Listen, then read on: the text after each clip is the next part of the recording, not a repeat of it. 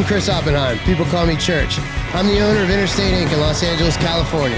We cater almost exclusively to recovering addicts, and we have a program in place to help artists with addiction issues get their lives and careers back on track. We're trying to raise awareness, educate others, and reduce the negative stigmas associated with addiction. We want everyone to know there is hope, we do recover, and most importantly, even broken crayons still color. Hi, thanks for tuning in to Broken Crayons, another episode here at Interstate Inc. My guest for today has a huge following on social media, all recovery-related content, Hunter Michael Shepard. Thanks for doing this, dude. Yeah. Thank you for doing it, man. So, tell me a little bit about yourself. So, I'm from Parkersburg, West Virginia, and if you know anything about West Virginia, you know that it's the epicenter of the opiate epidemic. So it's not super uncommon for somebody to start using drugs, you know, at a young age. Yeah. Young people are targeted. Super targeted. So yeah, I mean, I grew up in like a super normal family, like great childhood. And at 12 years old, I started to experience like mental health issues. The doctors prescribed me Adderall. So a mixture of, you know, mental health, Adderall. I did not like who I was or how I looked.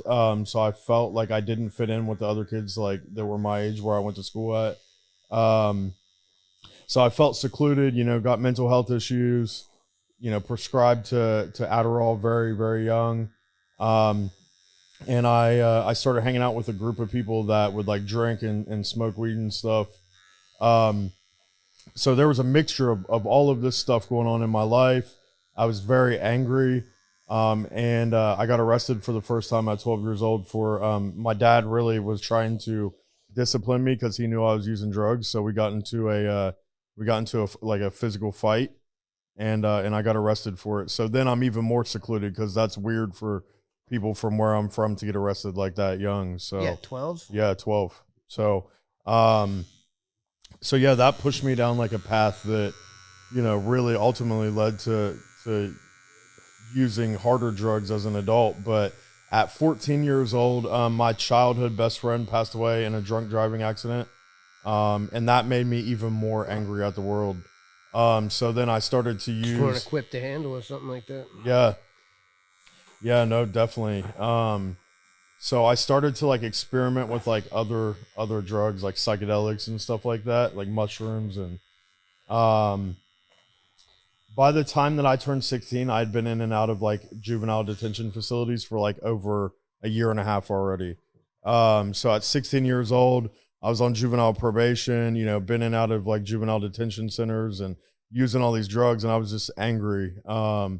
So at 16 years old, I decided to run away from home knowing that I was on like juvenile probation, and fucking I'm out of here. Yeah. And yeah, so I got connected with these people that were way older than me, and I used heroin for the first time at 16 years old on the run from my probation officer. And I got arrested very, very quickly. They found me very quickly.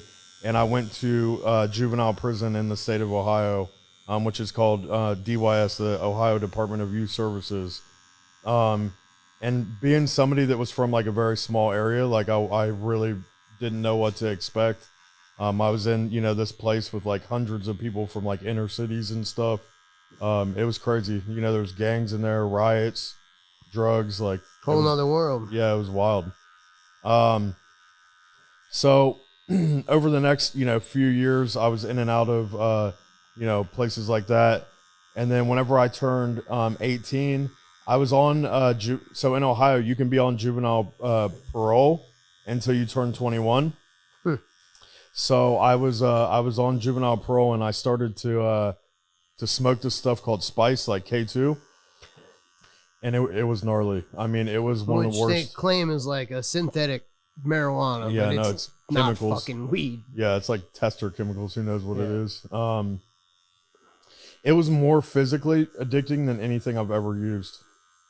And I was on juvenile parole and I could pass a drug test with it, so I got way into it.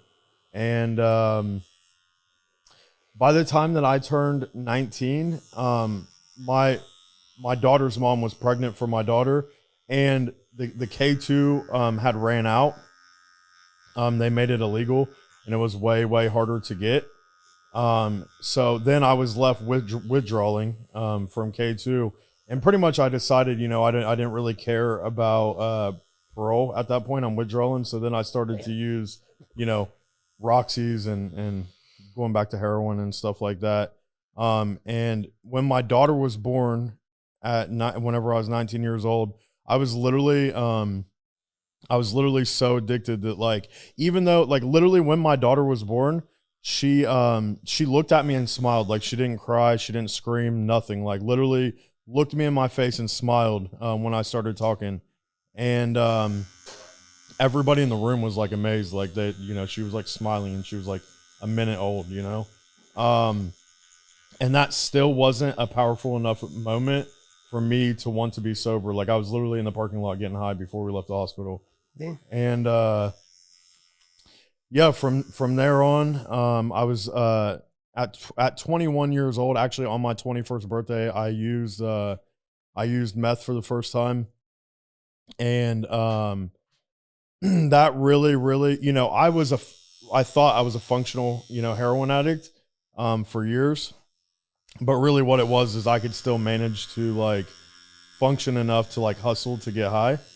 And once I introduced meth into it, like, I was like, that was a whole new world. Things, like, went downhill very quickly for me. And that's not too long after that is when I tried to get sober for the first time. And in the period between 21 years old and 23 years old, I tried to get sober. I went to 6 different treatment facilities. When you say you tried to get sober, sorry to interrupt you. No, you're good. Let me ask you this. Was it because somebody else wanted you to, or was it like legit attempts, like, I want to be clean? Yeah, I mean, it was like legit, like, it was, okay, so it was because I wanted to be sober, but it was because I was so miserable that I couldn't keep it up, But whenever I would get sober, I would have these reservations of, oh, well, I'll still be able to, use psychedelics, or I'll still be able to, like, smoke weed. I didn't grasp, like, the idea of, like, abstinence-based recovery. So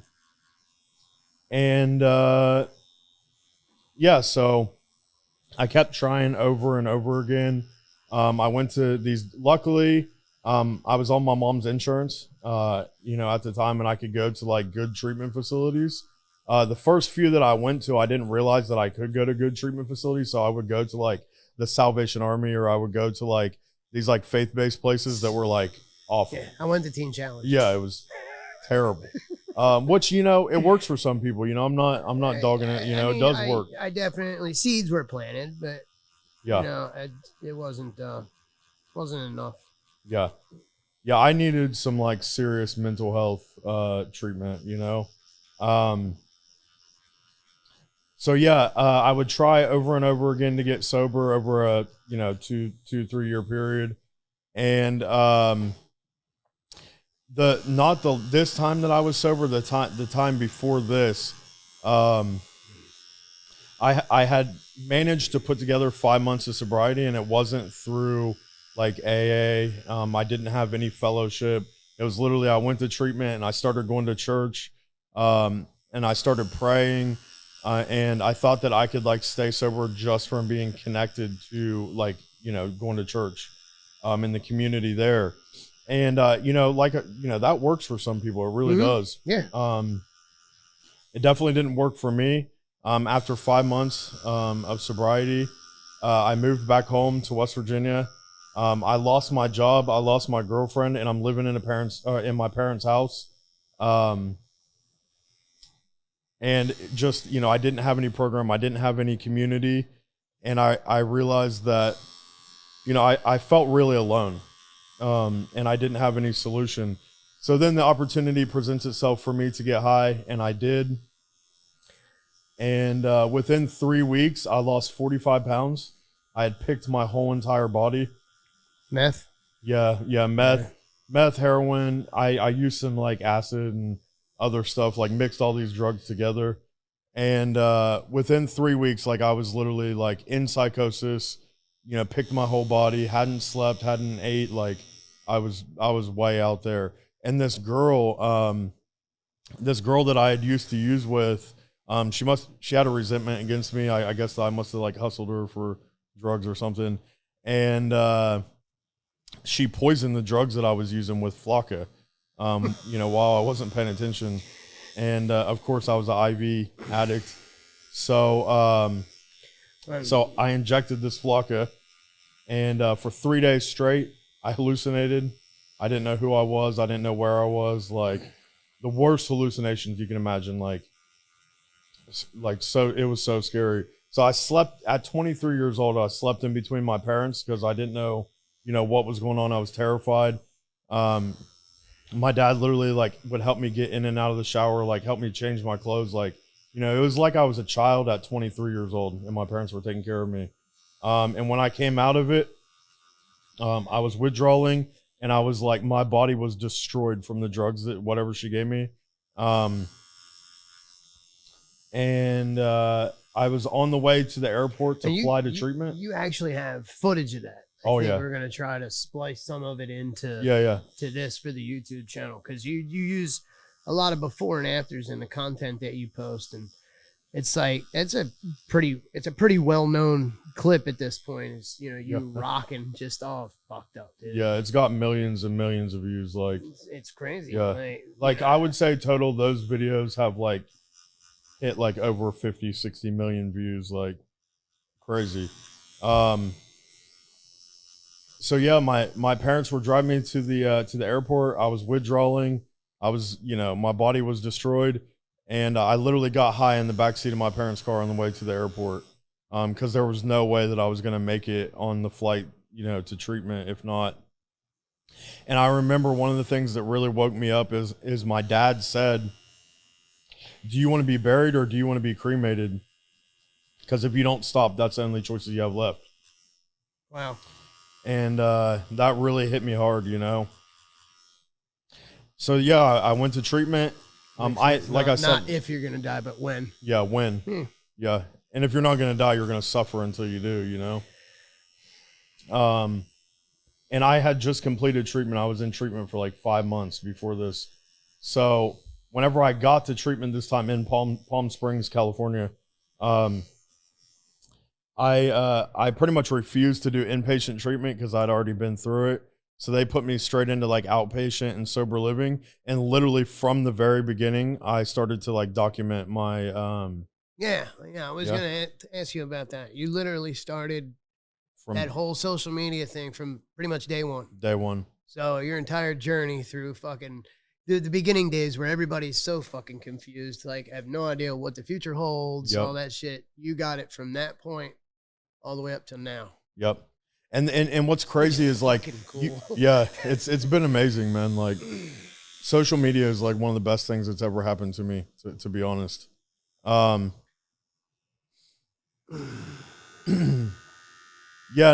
What's crazy about it is like, if you like went all the way back to the beginning of me getting sober this time, you would like see like the like levels of like my mental health like changing throughout this. Like, whenever you first get sober, like you're not well, like you're just like way out there. And like, even for like the first 2 years, I was like way like up and down, Yeah, I do know. I was batshit fucking crazy for the first 14 months. I didn't even sleep but 2 or 3 hours a night.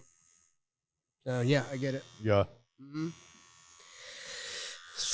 With me, relationships were really like an issue. Like at the beginning, I was like really trying to like fill that void with like relationships and money and all different kinds of stuff.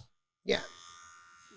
At the beginning, I still didn't completely grasp like recovery. Like right now I'm working the steps for literally the third time since I've been sober. And this time is like the first honest, like thorough time that I've worked the steps since being sober. Really? Yep.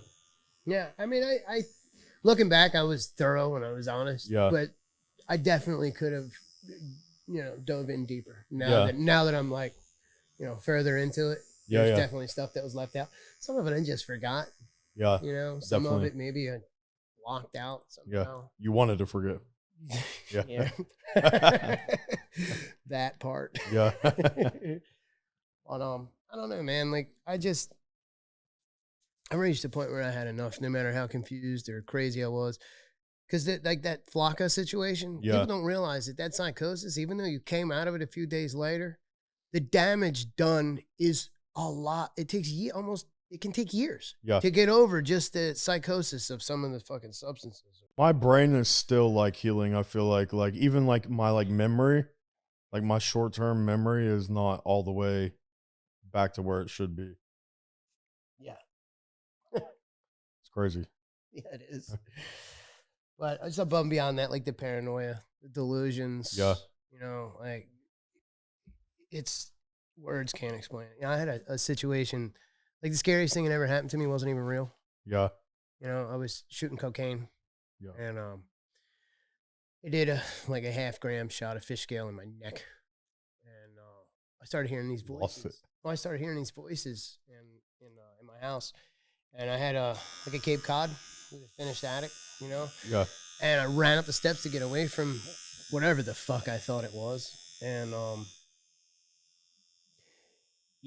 they followed me. When I turned around, there was like 20 faceless silhouettes. We call them the shadow people. Yeah. People don't even realize they can physically assault you. Yeah.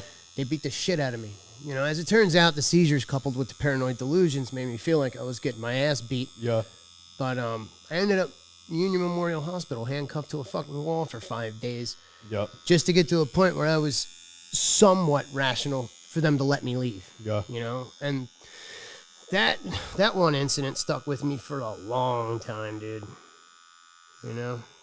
I think that's kind of what you were talking about. No. For 3 days, I literally I couldn't even tell you what was going on. Like, definitely, my parents told me I was looking in the vents in the house and stuff, thinking that there was people down in there. Yep. There were. Yeah. It was me. Yeah. I was in your vent. Sorry. After you did the 0.5 gram shot? Yeah, I was hiding in your vent. Flocka, though, that's a weird one because that's a huge Florida thing. This happened in West Virginia? Yeah. Yeah, I don't know. I mean, there was a wave of it, you know what I mean? I don't think it's as prevalent now, but really back in the day, people used to order that stuff off, stuff off they would do it because they enjoyed it. Yeah, I don't know how you can enjoy that, but I had some experience with the bath salts in Florida, which was, before the Flocka thing, but people don't even realize you could walk in and fucking 7-Eleven and buy that shit. Yeah. I tell everybody it's not really a bath salt. You take a bath in that shit, it'll be your last fucking bath. Yeah. That's why it comes in little containers. Bath salt, real bath salt comes in massive bags. It doesn't come in a little bath salts. It doesn't come in a little fucking 2 gram bag with not for human consumption written on the outside of it. That shit was crazy. People don't realize that the federal government makes these substances illegal, but some of these chemists can just alter them just enough so that it's not illegal.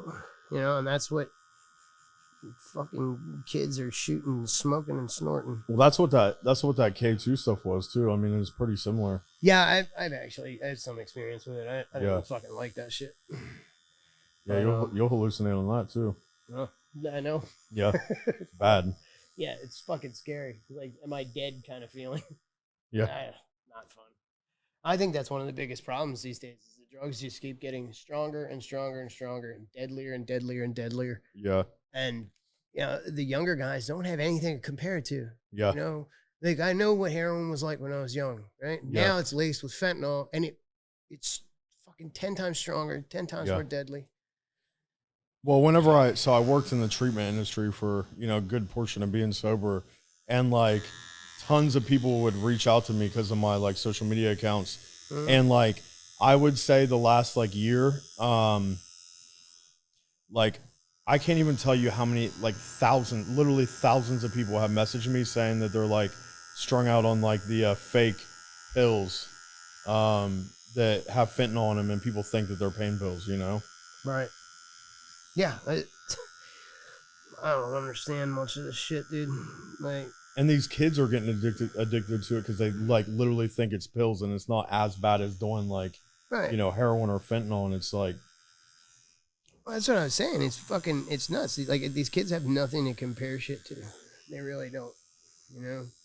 Yeah, it almost it'd be better if just heroin dealers just sold heroin. You know what I mean? Like, dude, it's sad but true. Yeah. Like, if heroin were still readily available, yeah, it'd be less dangerous. Put that in perspective. Insane. Fucking frightening. Yeah. Heroin is the lesser of evils at this point. Holy shit. Yeah. So when you said you worked in treatment, was that like, did you work at like one of the spots where you were, you know, a patient, or like? No, where I went to treatment at, got bought out by like a big corporation, and it wasn't as good. I wouldn't work there. You know, it's whenever you get bought out by a corporation that owns like 20 treatment facilities, you know, it's not as about treatment as it is about money. Yeah.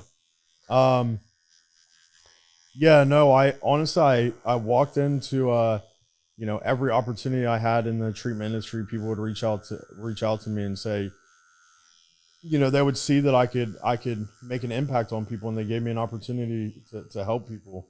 Instead of social media, you were able to help up close and personal. Yeah. Well, awesome. A little bit of both, you know.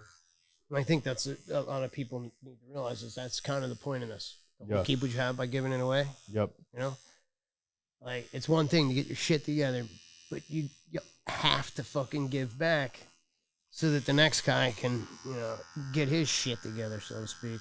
Well, and that's what's great about like now with my social media. So before, I was partially doing it as a job, you know, doing outreach and like sharing my story to help people. But now I'm literally just doing it like strictly to like get a message to people, Raise awareness. Yeah.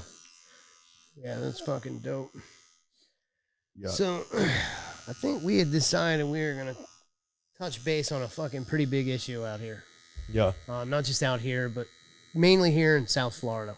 Because Yeah. there's so many treatment centers. I mean, brokering started in body South brokering. Florida. Yeah, body You brokering. want to explain what it is? Yeah. Yeah, I mean, I feel like there's multiple layers to it, you know. Mhm. There's, first off, you know, there's the people that are actually offering people money and drugs to go to treatment, and they keep them stuck in this cycle where they'll literally send them to like, you know, 20 different treatment facilities that they have contracts with, and like, you know, pay them thousands of dollars to like relapsing, you know, go to different places. Right. And I feel like that's like the front end of it, you know, but really the back end is like all of like the insurance fraud and like scams that go along with it, you know, like. Right. Well, that's where those kickbacks come from, is Yeah. fucking, you know, payoffs from the insurance. Yeah. I think, you know, it's important to discuss, you know, why that shit's so detrimental, you know, because you're hearing like insurance fraud, and that is what it is. Yeah. But it's because of the way you got an addict who's like struggling already. Yep. Right. Well, they're already out there. They have a tolerance. They get paid to go to this treatment center. More money than they probably ever had. Right. You know, when they're out in the streets, they're scrounging up change to get a fucking bag of dope. Yep. But once they're technically detoxed and clean, Yep. they're given $2,000, $3,000, $4,000 cash for completing these programs. Yep. Hit the street and overdose almost immediately because Yep. there's no tolerance anymore. Well, and going back to the fentanyl thing, now they, you know, they're getting like out here, like they end up on Skid Row or something. They end up getting, you know, straight fentanyl with like a, you know, like you said, they're scrounging change to get high before. Now they got, you know, $1,000 worth of fentanyl. Like, what do you think is going to happen? You know, it's crazy. Yeah, like I said, there's no fucking tolerance left. You know what I mean? They they pick up where they left off with the you know, the level of use. It's not like, you know, I'm just going to do a tiny bit because I just got out of treatment. They don't think like that.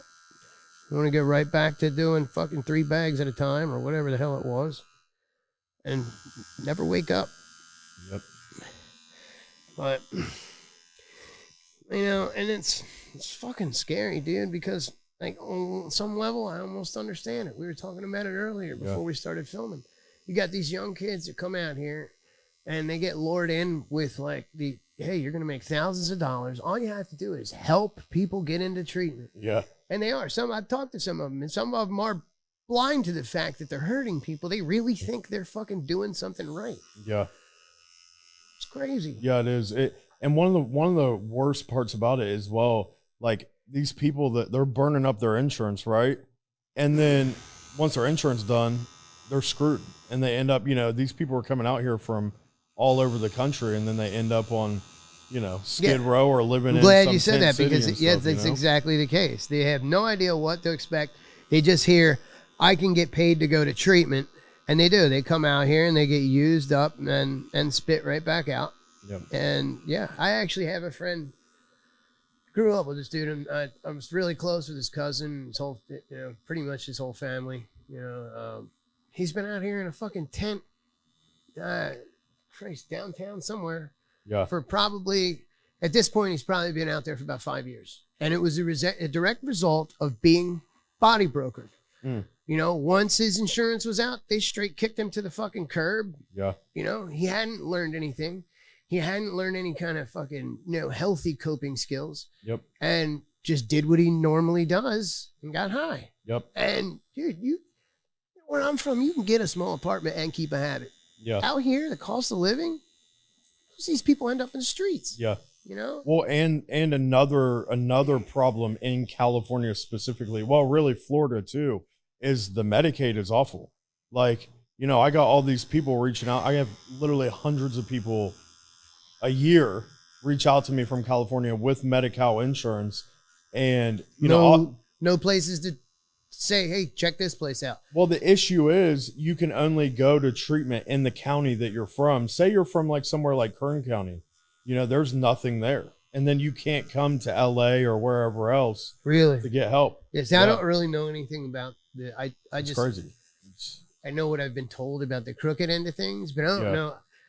Like, I was fortunate, you know, being the fucking tattoo guy. I got this invite, and you know, I ended up getting scholarship, and I was extremely fortunate, and kind of try to live my life at this point, you know, in a way that shows that gratitude. Yeah. You know what I mean? Because I know the opportunity that I was given. And a lot of these people don't. You know, I have a friend that I knew from Florida. He's down on Skid Row, you know, and he's like, he's looking for help, but not, you know, that on the fence feeling. And I'm like, I wouldn't really know what to tell you anyway. You can go sit outside Tarzana Treatment Center. I don't know. Yeah. You know and then you're in a place where there's like 20 people in a room, and it's like, you know. That's where I went through there. Yeah. Man, I went there for detox and then got kicked out of residential. And they said that my chances of staying clean after being kicked out of a residential program was like 3%. Yeah. It didn't matter. I knew I was done. Yeah. So, yeah. I beat the statistic. So, yo, Bill W. Yep. I feel like it was perfect for this, you know? Yeah. Yeah. What we're talking about is the tattoo that you're getting. Yep. I think people who can't really see exactly what we're working on yet. Who's Bill W., man? The founder of AA. Yeah. 12 steps. Yeah, the 12 steps. Yeah. Yeah, it's really cool. When you said this is the piece you wanted to get, I was like, hell yeah. And it's even more, you know, I'm from Ohio, and it got started in Akron. Oh, really? So, yeah, I didn't even know that. Yeah. Started in Akron. I knew it was him and Dr. Bob, but I didn't really know where. Yep. You can actually go to like the house where it was started at, and like have you ever seen the picture of like the painting of them like praying on the bed? Mm-hmm. Yeah, they literally have like that same bed and everything. You can go there and like get a picture like praying in the same spot as them. Really? Yeah, it's pretty dope. Well, you know, I did read something about Bill Wilson where he made a pretty startling revelation. you know, because he did. He opened his house up to other alcoholics, trying to help them get sober. Yeah. And as a result, like, that's when he realized the whole keep what you have by giving it away thing, because he was the only one that stayed sober. Yeah. All the other, by helping them, it kept him sober. Yeah. You know, and I just thought that was nuts. Like, all the people he tried to help, they didn't stay sober. Yeah. And I'm sure he also realized it too when like his friend like came to like carry a message to him as well. And he saw how like happy and free he was, you know? Right. I think that was probably part of it too. It was definitely probably, you know, a good wake up kind of like, wow, you can do it, I can do it, right? Yeah. Yep. That's me. If think I that's can what do it, anybody can. Yeah. Me too. Yeah. I'm the original knucklehead. But I think that's part of it too. Like whenever you walk into like a meeting where there's like solid recovery and like you see how like happy everybody else is, you know, it's kind of like it's unbelievable, you know, until you get to that point and you can like do that for somebody else and show them, you know, that. Well, it's like this time around for me, like I noticed like there were some dudes that some pretty badass motherfuckers. You know what I mean? Who were like clean and preaching spiritual principles and shit. Yeah. And these guys are actually making this look appealing. Yeah. You know? And after getting to know some of them, like some of these stories are so fucking dark. And it's just like, dude, you know, it really put things in perspective for me. Like I didn't have it as bad as my mind, you know, my, you know, addiction told me I did. Yeah. In the moment you felt like that though. Yeah. But well, here I am fucking trying to spread the word, you know, this thing works, you know, but, oh, fuck. What do you do when these people ask you for help? Because I need to know. All right. I like I said, people are starting to hit me up quite a bit now, and I got a friend, he came out to get tattooed recently from Baltimore. We've known each other our whole lives. He went down a different road. He lived a much fucking healthier lifestyle. Yeah. Farted around with some stuff when he was younger, but at any rate, his son's best friend is struggling. Yeah. And he's like, well, you know, what do I tell his parents? And I didn't. Like, the only thing I could think of, dude, was to tell his parents to buckle up because it's going to be a rough ride. Yeah. That's fucking crazy. Like, that's my advice. Like, what do you say? I think you know, there's two parts to it, right? First off, you know, they had to draw like a line. They had to set boundaries and make sure that they, you know, you have to hold firm to that too. You know, once you set the boundaries, there's no like going off from that. You know, they pretty much need to draw a line and say, you know, until you're ready to get help and you're actually willing, you know, and ready to go somewhere and get help, or at least take direction from people that know what they're talking about. You know, we can't help you. Like for me, that's what my parents did. You know, they drew that line and they said like, you know, we love you. And like, obviously we'll give you food and stuff like that. But like, when it comes to like money, rides, like anything aside from like food and you going to get help, you know. And you know what? That's what I told him too. And it was just like, that's a hard pill to swallow. Yeah. You know, that kid that you love, that kid that you raised. Yeah. He's not going to make any changes until you fucking leave him alone to suffer through it on his own. Yeah. It's crazy. And I think the other part to it is that you really have to research, like say treatment is your goal for your loved one. Like you really had to do like the research of what facility would fit them best. And also get in contact with like a team of people that actually are educated and know how to assess and determine what their needs are, and can actually place them somewhere that can help them best. You know, because they could ultimately end up brokered. Yep. Yeah. Yep. And when it comes down to it, like if you contact, you know, a group or an admissions team that actually cares, they are not going to try to convince you to place somebody, you know, in their facility, they're going to say, we're not a good fit. You need to go here, you know, and that's what you need to Give look me for. the right suggestions. Yeah. You know? Yeah. Yep. I don't know, it's a tough, it is. It's hard because where do you look? You know? Well, not only that, but like, you know, with me, you know, my father was a pretty strong enabler when I was coming up, you know? Yeah. And I got out of prison one time and I said, Dad, I'm out. He said, I don't give a fuck. Yep. Find a job, find a place to live, and call me in 6 months. Let me know how you're doing. Yep. That was right before I started tattooing. Like I finally was just like, oh shit, I'm left to my own devices, and it blew myself away. Like I was surprised I was able to rise to the occasion, you know. But it's just crazy because I don't know. I think these parents in a lot of cases they hate to, you know, let their kid go learn these lessons and die in the fucking process. Yep. You know. Well, you know, really, if you think about it, like, would you rather like enable your child and help them die, or would you rather them not be a part of that process? You know, I think the risk of letting them learn it on their own is worth more than helping them, you know, kill themselves. That really puts it in perspective. Yeah. I never really thought about it like that. You know, fortunately, my kids so far don't seem to have, you know, followed dear old dad's destructive path. But It's scary though to think about. Hey, You know? 'cause you know, it's like my wife. She didn't start using until she was 26. Yeah. You know, prescription drug bullshit. The guy she was hanging out with was, you know, got fucked up on oxys from an injury, and Yeah. he's ultimately dead as a result. The first time that I ever had opiates, I had burnt my hand with gunpowder. I was like 13 years old or something, and they gave me morphine. They gave me morphine in the hospital.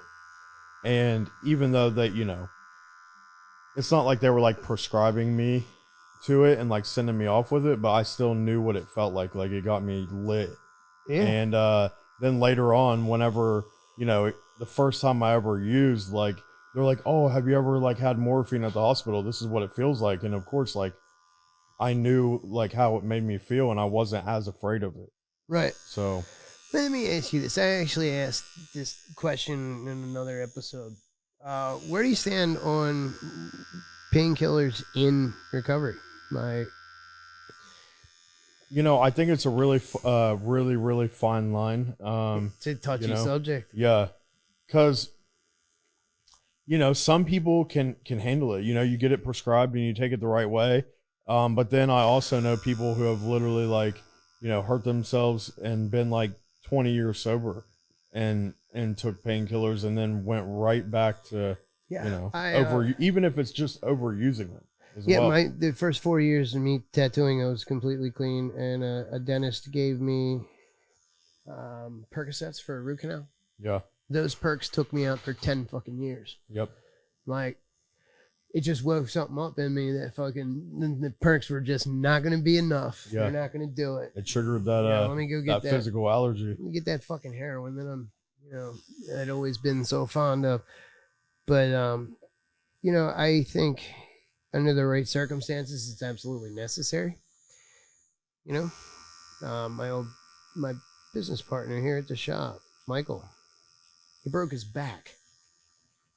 You know, cliff diving, and he's huge in this recovery thing. But he was telling me they flew him to shock trauma or whatever it is, you know, and the medevac came and got him. Yeah.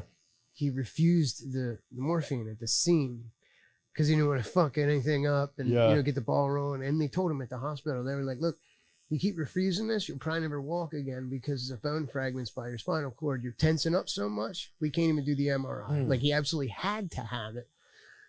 And then worked closely with like the sponsor and stuff like that. Yeah. To, you know, it obviously you had to take something after the hospital. It's like, you fucking broke your back. Yeah. Cool. Tattoo's coming along. Feels like it is. You can feel this? Oh yeah. awesome. Ah, shit, man. So you sponsor guys by any chance? No, that's I'm literally like, like I said, I'm reworking the steps. I'm on step 9 right now, almost done with my men's. So I'm really looking forward to that. Have you ever? Yeah, but it wasn't, I feel like I wasn't like the way that I work the steps now, I feel like it's the most effective way to sponsor people. It's literally the most thorough way that I've ever worked the steps. And I just feel like it's like a different kind of like sponsoring. Like we What's even have different? Like this time, what are you doing? like even like the actual step work is like so in depth. Like it is so Okay. much work. But then on top of that, we have something called step study, where every Wednesday you had to go to like a group where there's like 20 other guys in there and like share on what step you're on. Like somebody will lead on what step they're on, and then you have to share on that. And if you're not on that, then you have to share where you're at in the steps. And like we hold each other accountable. Like they'll like crosstalk, they'll like crosstalk each other, Yeah, and hold each other accountable. my wife and I got a meeting on Thursday nights where we allow crosstalk. Yeah, Just makes it more interesting. It's Yeah. more fun. It's less, I don't know, dogmatic, if that makes sense. yeah. Well, with this, it's like, somebody's been on step, 4 for 3 months. Every single time they go to step study, they're going to get Yeah. kind of roasted Hey, what are you almost. doing, It's like, bro? yeah, You what the fuck fucking is wrong with you? Yeah. So it's super Get that interesting. shit out and work on it. Exactly. Yeah. That's cool, man. Yeah, I this shop is fucking it's constant. All my clients are in recovery, so we're constantly talking about it, and it's all walks of life, all different levels. Like some of these guys that come in to get tattooed are newcomers, and some of them got 15 years. Yeah. It's funny because I noticed a pattern recently. The ones with like serious amounts of clean time seem to be really busy in life, and they're like, "Get me in, get me out. I'm fucking in a hurry." Yeah. Which is kind of weird. It's Yeah, like, yeah. You know what I mean? I don't know. Hopefully it's because they're going to meet their sponsors. Shit. Well, fuck, man. Thanks for doing this. Yeah. Well, thank you for having me. And I think we're gonna call it. Sound good? Yep. Take a break from the Yep. tattoo and stand up, stretch. Yeah. My ass is going numb right now. All right, cool. So, Anyway, thanks for tuning in to another episode of the Broken Crayon Show here at Interstate Inc. I want to thank Hunter here for coming out and doing this and telling us a little bit about his story. And hope y'all got something out of it. Please like, comment, share, help spread the word so these voices can be heard. We out.